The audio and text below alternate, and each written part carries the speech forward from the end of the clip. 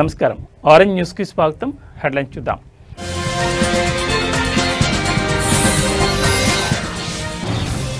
మహారాష్ట్రలోని పాల్కర్ జిల్లాలో ఘోర ప్రమాదం కుప్పకూలిన భవనం 15 మంది మరణం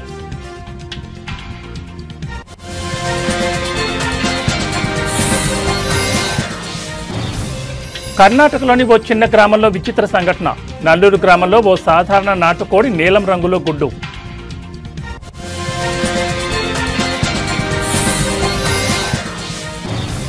తెలంగాణలో కురుస్తున్న భారీ వర్షాలు కామారెడ్డి సిరిసిల్ల జిల్లాల్లో భారీగా వరద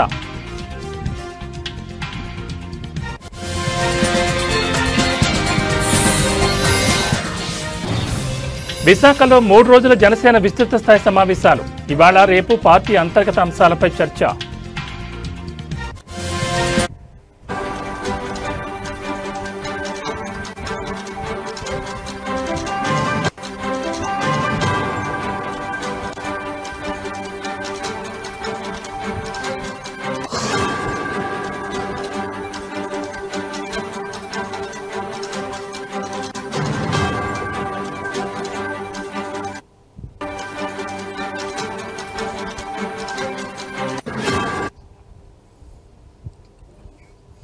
బ్రిటన్లో బ్రేకింగ్ న్యూస్ చూస్తున్న మహారాష్ట్రలోని పాల్ఘర్ జిల్లాలో ఘోర ప్రమాదం జరిగింది. ముంబై సమీపంలోని విరార్ ప్రాంతంలో 4 అంతస్తుల నివాస భవనం కుప్పకూలిన ఘటనలో సుమారు 15 మంది చనిపోయారు. మరికొంతమంది తీవ్రంగా గాయపడ్డారు. ఇక విరార్లోని నారంగి ఫాటా దగ్గర ఉన్న రాము కాంపౌండ్లోని రమాబాయి అపార్ట్మెంట్ భవనం 4వ అంతస్తు చెందిన వెనుక భాగం ఒక్కసారిగా కూలింది. ఆ శిథిలాల పక్కనే ఉన్న ఒక చిన్న ఇళ్ల సముదాయంపై పడ్డాయి. దీంతో సమాచారం అందుకున్న వెంటనే పోలీసులు, వసాయి, విరార్ మున్సిపల్ కార్పొరేషన్ అధికారులు, అగ్నిమాపక సిబ్బంది, ఎన్డీఆర్ఎఫ్ బృందాలు సంఘటనా ప్రదేశానికి చేరుకున్నాయి.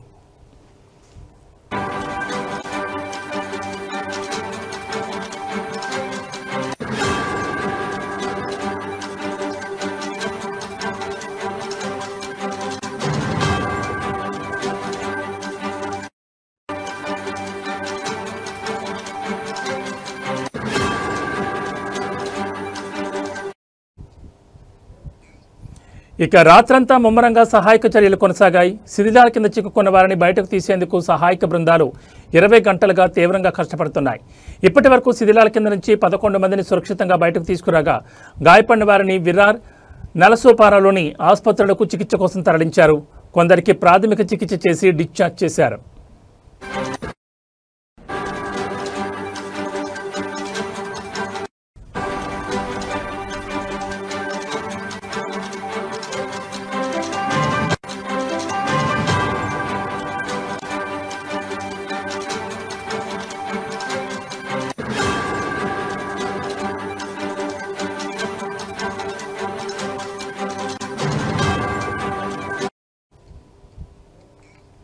ఇక రాత్రంతా ముమ్మరంగా సహాయక చర్యలు కొనసాగాయి.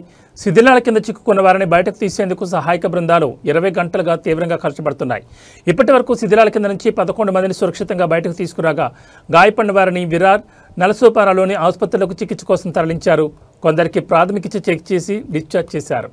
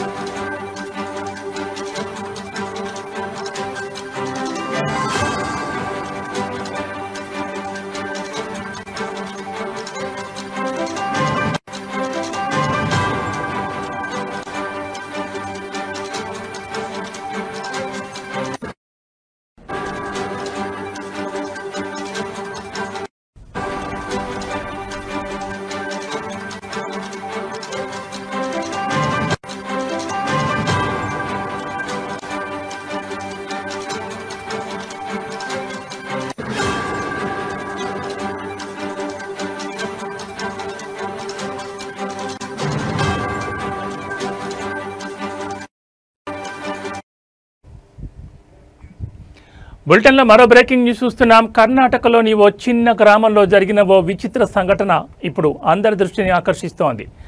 దావణగిరి జిల్లా చెన్నగిరి తాలూకాలోని నల్లూరు గ్రామంలో ఓ సాధారణ నాటుకోడి నీలం రంగులో ఉన్న గుడ్డు పెట్టడమే ఈ ఆశ్చర్యానికి కారణం. ఈ వింత గుడ్డును చూసేందుకు చుట్టుపక్కల గ్రామాల ప్రజలు తండోపతండాలుగా తరలివస్తున్నారు.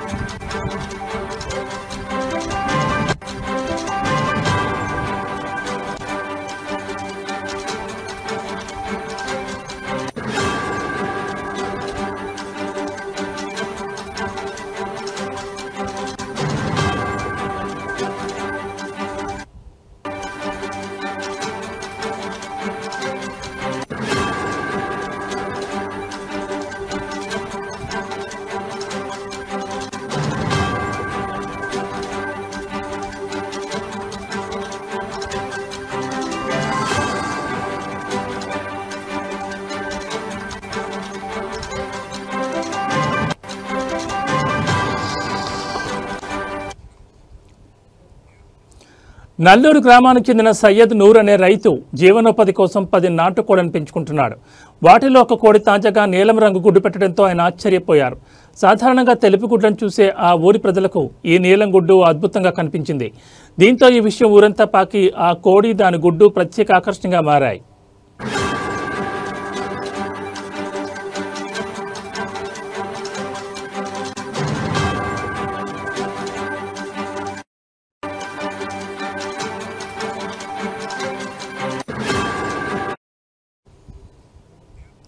పశుసంవర్ధక శాఖ సహాయ సంచాలకులు డాక్టర్ అశోక్ నేతృత్వంలోని బృందం గ్రామానికి చేరుకుంది. వారు ఆ కోడిని గుడ్డును క్షుణ్ణంగా పరిశీలించారు. కొన్ని జాతుల కోళ్లలో ఉండే బైలివేడిన్ అనే వర్ణద్రవ్యం పిగ్మెంట్ కారణంగా గుడ్డు పెంకుకు నీలం లేదా ఆకుపచ్చ రంగు వస్తుందని డాక్టర్ అశోక్ వివరించారు. ఇది చాలా అరుదుగా జరుగుతుందని, అయితే గుడ్డు రంగు మారినా దానిలోని పోషక విలువల్లో ఎలాంటి మార్పు ఉండదని ఆయన స్పష్టం చేశారు.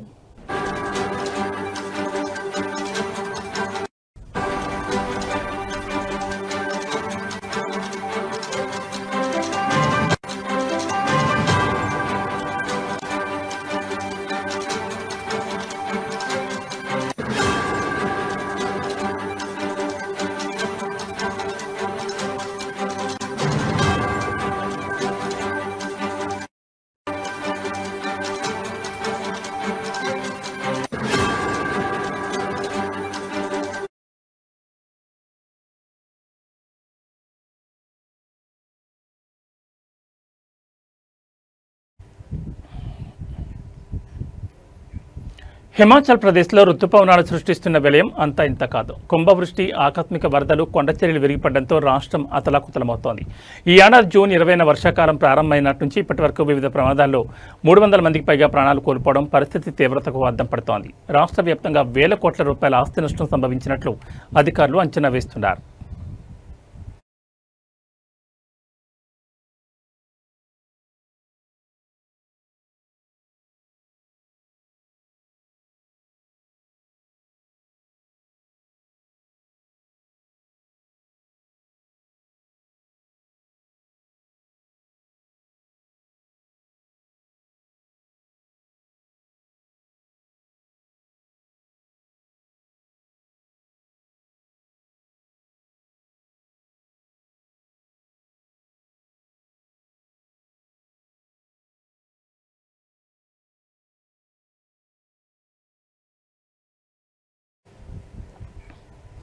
రాష్ట్ర విపత్తు నిర్వహణ అథారిటీ విడుదల చేసిన గణాంకాల ప్రకారం ఆగస్టు 27 నాటికి మృతుల సంఖ్య 310కి చేరింది.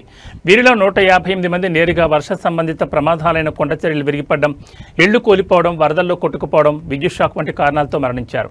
మరో 152 మంది రోడ్డు ప్రమాదాల్లో చనిపోయారు. ఈ ప్రకృతి విపత్తులో సుమారు 369 మంది గాయపడగా మరో 38 మంది ఆచూకీ గల్లంతైంది. ఈ వర్షాల కారణంగా మండి జిల్లా అత్యంత తీవ్రంగా నష్టపోయింది.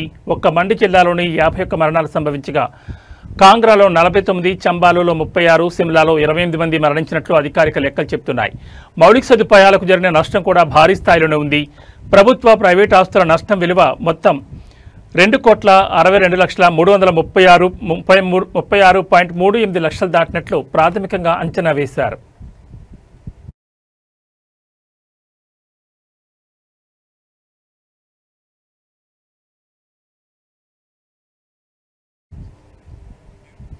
రాష్ట్ర వ్యాప్తంగా 2 జాతీయ రహదారులతో సహా 582 రోడ్లపై రాకపోకలు నిలిచిపోయాయి.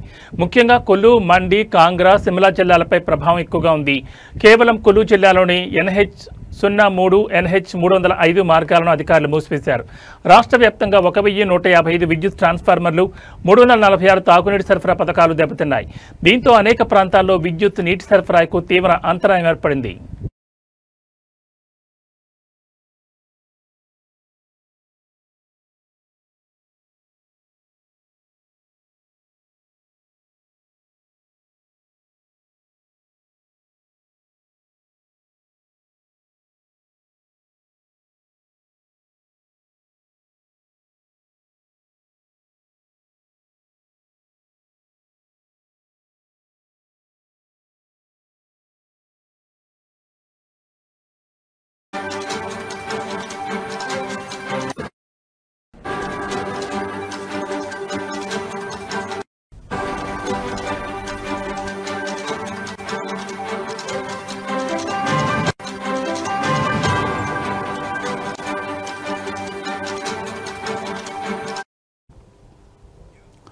బులెటిన్లో మరో బ్రేకింగ్ న్యూస్ చూస్తున్నాం. తెలంగాణలో ఎడతెరిపి లేకుండా కురుస్తున్న భారీ వర్షాలు తీవ్ర వరదలకు దారితీశాయి.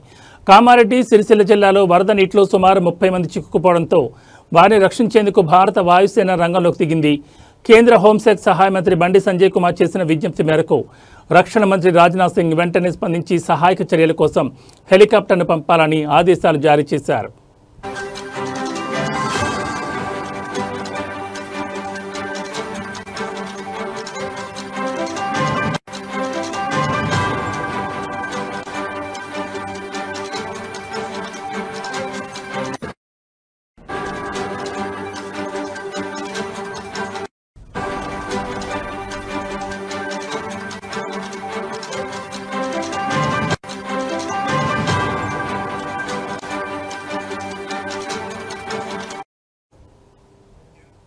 బండి సంజయ్ నేరుగా రక్షణ మంత్రి రాజ్నాథ్ సింగ్ ఫోన్ చేసి పరిస్థితిని వివరించారు. దీంతో హక్కింపేట ఎయిర్ఫోర్స్ స్టేషన్లోని అధికారులకు తక్షణ ఆదేశాలు అందాయి. ఫలితంగా వరదలో చిక్కుకున్న వారిని సురక్షిత ప్రాంతాలకు తరలించేందుకు వాయుసేన హెలికాప్టర్ సిద్ధమైంది.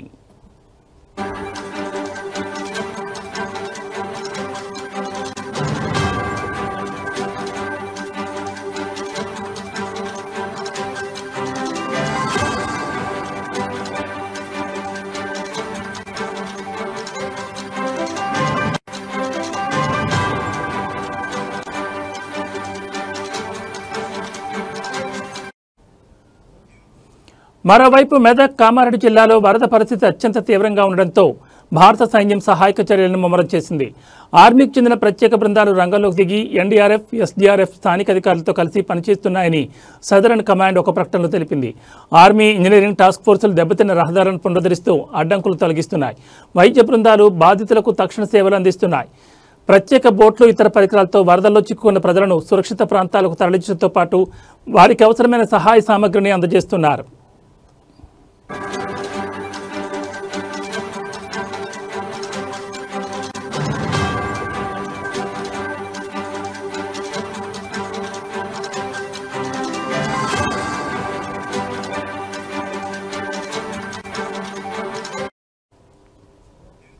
భారీ వర్షాల కారణంగా రాష్ట్రంలోని పలు ప్రాజెక్టులకు వరద నీరు పోటెత్తుతోంది. నల్గొండ జిల్లాలోని డిండి ప్రాజెక్టులోకి ప్రమాదకర స్థాయిలో వరద ప్రవాహం కొనసాగుతోంది. అలాగే రాజన్న సిరిసిల్ల జిల్లాలోని శ్రీ రాజరాజేశ్వర జలాశయానికి భారీగా ఇన్ఫ్లో వస్తుండటంతో అధికారులు 18 గేట్లెత్తి నీటిని దిగువకు విడుదల చేస్తున్నారు. ఈ నేపథ్యంలో పరివాహక ప్రాంత ప్రజలు అప్రమత్తంగా ఉండాలని అధికారులు హెచ్చరికలు జారీ చేశారు.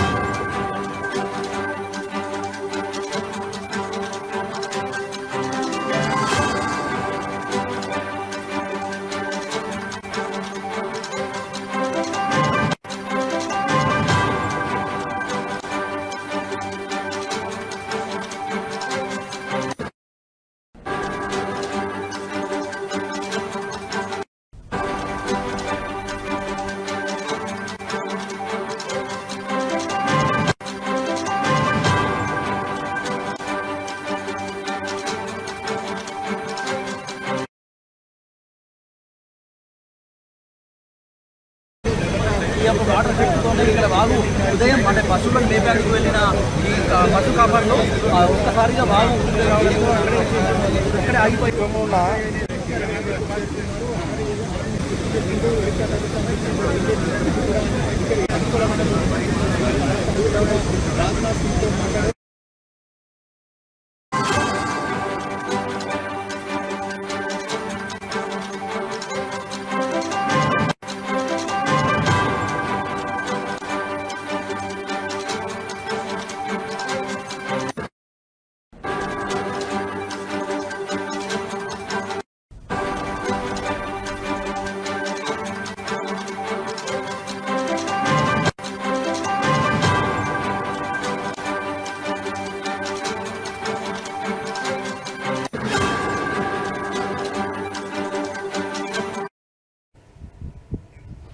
బులెటిన్లో మరో బ్రేకింగ్ న్యూస్ చూస్తున్న 3 రోజుల జనసేన పండుగకు విశాఖ నగరం సిద్ధమైంది.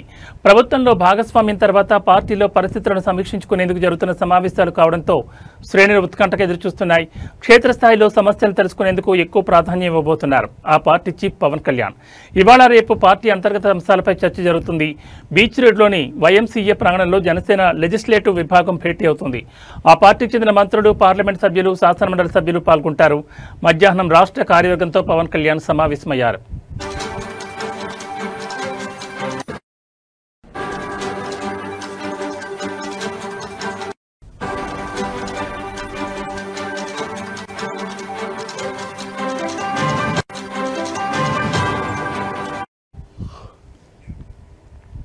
29న 25 పార్లమెంట్ నియోజకవర్గాల నుంచి 10 మంది చొప్పున ప్రతినిధులతో పార్టీ అధినేత ప్రత్యేకంగా ముఖాముఖి నిర్వహిస్తారు.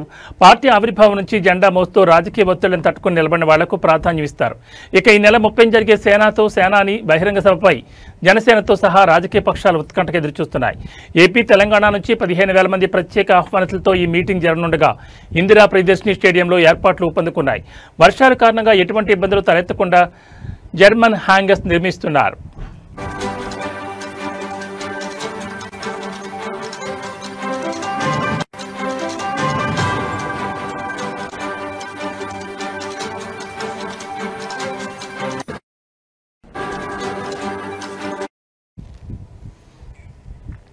ఇక ఈ సభా ప్రాంగణానికి విప్లవ వీరుడు అల్లూరి సీతారామరాజు పేరును ఖరారు చేసింది జనసేన.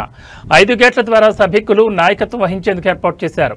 ఆవిర్భావం నుంచి నిస్వార్థంగా జెండాను ప్రజల్లోకి తీసుకెళ్లి అధినేత భావజాలాన్ని బలంగా నమ్మి నడుస్తున్న జనసైన్యంతో 30న బహిరంగ సభ జరుగుతుందని పార్టీ వర్గాలు ఇప్పటికే ప్రకటించాయి.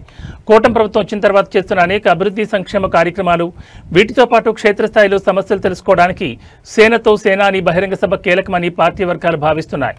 ఈ దశగా పవన్ కళ్యాణ్ రోడ్ మ్యాప్ చూపిస్తారని మంత్రి నాదెండ్ల మనోహర్ చెప్పారు.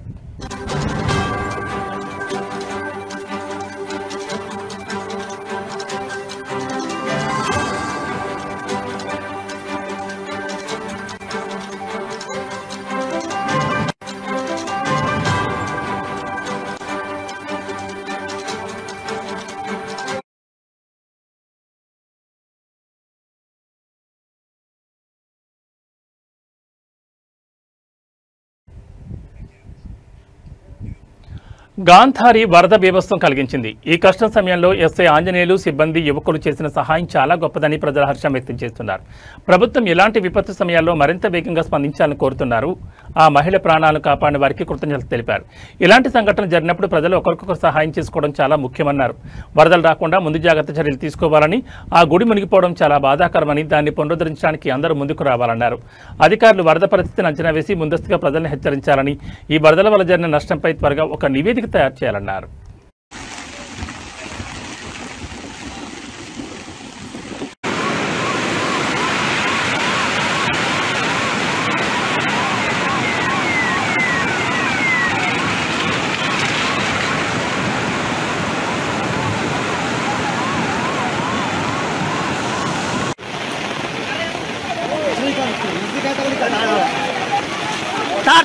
తాడు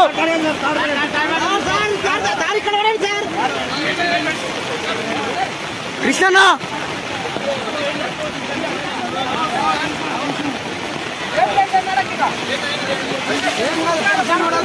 ఇదే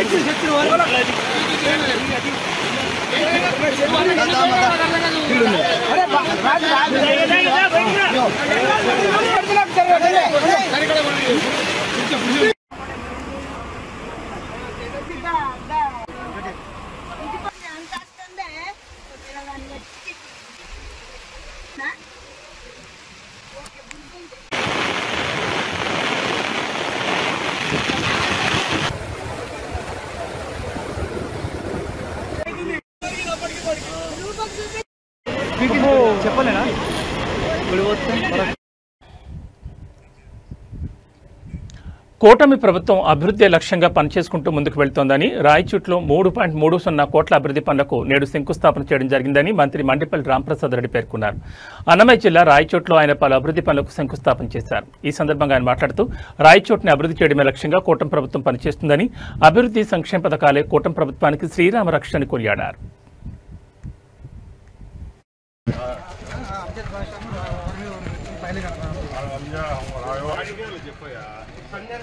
రోడ్డు వరకు రాణికంటే లోపలికి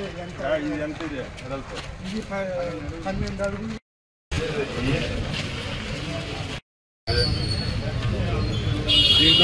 నాయుడు కాలనీ సపరేట్. ఇప్పుడు మనమంతా శంకుస్థాపన చేసి 5 కోట్లు అది బాగా చేసి ఇవన్నీ పెట్టినారు. జగన్మోహన్ రెడ్డి పెట్టాడు ఆ బొమ్మలన్నీ. అవి ఏమైనా ఉంటే ఎవరన్నా మంచి వాళ్ళు ఎవరైనా లీడర్లు వాడి బొమ్మలు ఉంటే పెట్టండి.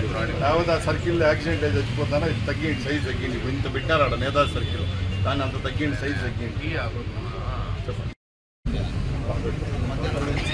దినే దినే వ్యవసాయ అభివృద్ధి, రాజకీయ అభివృద్ధి శ్రీ విఘ్నేశ్వర సంకల్పేన పూజాం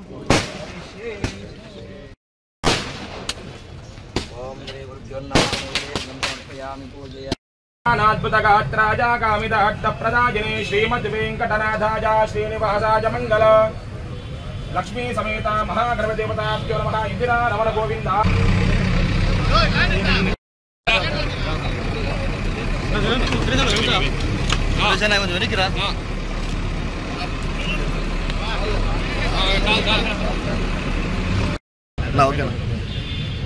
అందరికీ నమస్కారం.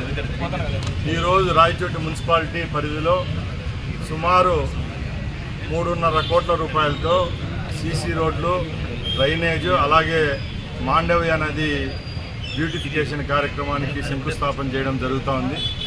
ముఖ్యంగా రాయచోటి పట్టణంలో ఉన్న రోడ్లన్నీ ఈ 15th ఫైనాన్స్ నిధులు ఏవైతే ఉన్నాయో దాంట్లోకి తీసుకొని వస్తున్నాం. ముఖ్యంగా 33 రోడ్లను దీని కింద సుమారుగా 3.5 కిలోమీటర్లు పూర్తిగా ఈ నెలలోనే ఈ కార్యక్రమాన్ని పూర్తి చేస్తాం. అలాగే రాయచోటి చుట్టుపక్కల ఉన్న భారీ వర్షాల వల్ల తీవ్రంగా ఇబ్బందులు పడుతున్న సిరిసిల్ల, కామారెడ్డి జిల్లాల్లో బీఆర్ఎస్ వర్కింగ్ ప్రెసిడెంట్ కేటీఆర్ పర్యటించారు. వరద ప్రభావిత ప్రాంతాలను పరిశీలించారు. ముందుగా సిరిసిల్ల జిల్లాలోని నర్మలాలో, అనంతరం కామారెడ్డిలో పర్యటించారు. ఈ నేపథ్యంలో సిరిసిల్లకు బయలుదేరారు. అంతకుముందు రాష్ట్ర వ్యాప్తంగా ఉన్న బీఆర్ఎస్ నాయకులతో కేటీఆర్ టెలికాన్ఫరెన్స్ నిర్వహించారు. వరద ప్రభావిత ప్రాంతాల్లో పార్టీ నాయకులు సహాయక చర్యలు చేపట్టాలని సూచించారు.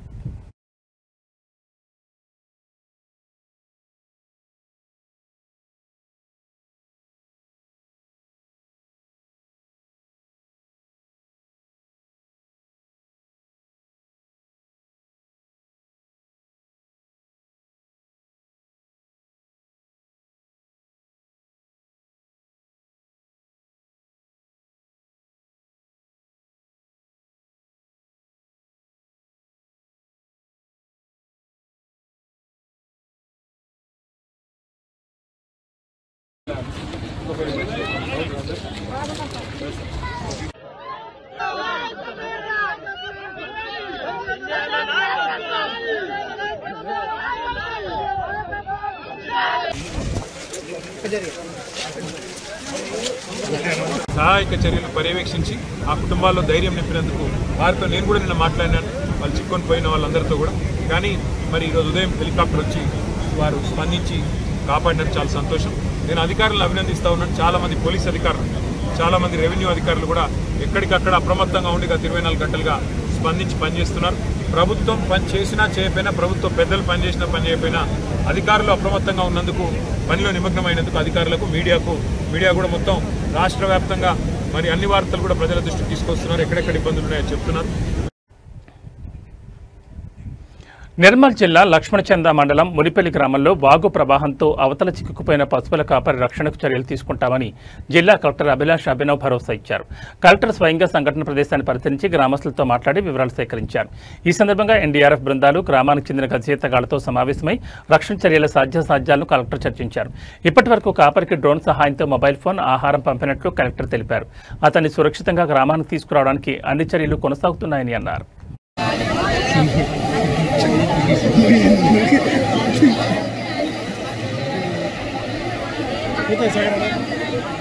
ఏమో ఈ గాలికి గంగల చేపలకు డ్రోన్ చాలు చేసిన మళ్ళీ టచ్ చేస్తుంది. అసలు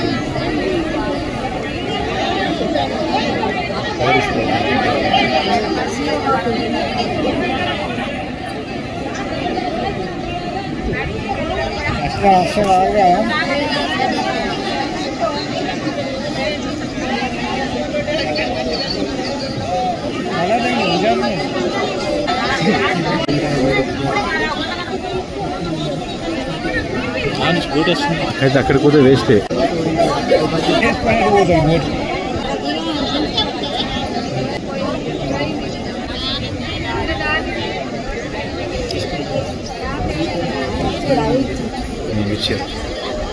రైట్.